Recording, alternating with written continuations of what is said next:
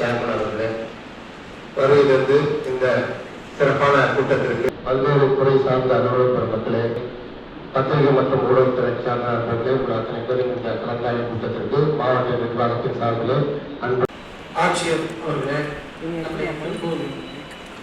துணை ஆணையர் அவர்களே, பல்வேறு துறை சார்ந்த அரசு அலுவலர்களே, அன்புக்குரிய சகோதரர் பத்மநாபன் அவர்களே, வணக்கத்தை தெரிவித்துக் கொள்கிறேன். திருப்பூர் மாவட்டத்தை பொறுத்தவரையில் சார்ந்த பணிகளை ஊக்குவிக்க வேண்டிய கடமை நமக்கு இருக்கிறது. அதில் ஒரு முக்கியமான அங்கம் என்று எடுத்துக்கொண்டால் கால்நடை வளர்ப்பு. எனவே இந்த மாவட்டத்தில் எனக்கு உண்மையிலே மகிழ்ச்சியாக இருக்கு. ஏன்னா முதல்ல பல்வேறு கிராமங்களுக்கு நான் செல்லுகிற நேரத்தில் அந்த 15 என்பது 9 குறைக்கும்.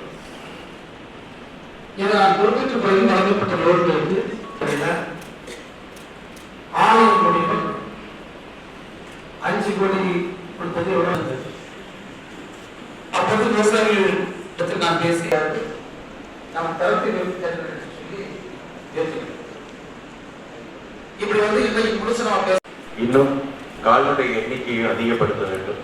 அதன் மூலமாக பால் உற்பத்தியை அதிகப்படுத்தி நம்முடைய மக்களுக்காக நடைபெறுவதற்காக படிப்படியாக உற்பத்தி அதிகரிக்கப்படுவதாலும் இன்றைக்கு தனியார் இன்றைக்கு மூலம் பல்வேறு சொன்னால் நம்முடைய அரசு மூலமாக இருக்கக்கூடிய நம்முடைய பால் உற்பத்தி மற்றும் கூட்டுறவு பால் உற்பத்தியாளர் மூலமாக அது வழங்கப்பட்டு வருகிறது.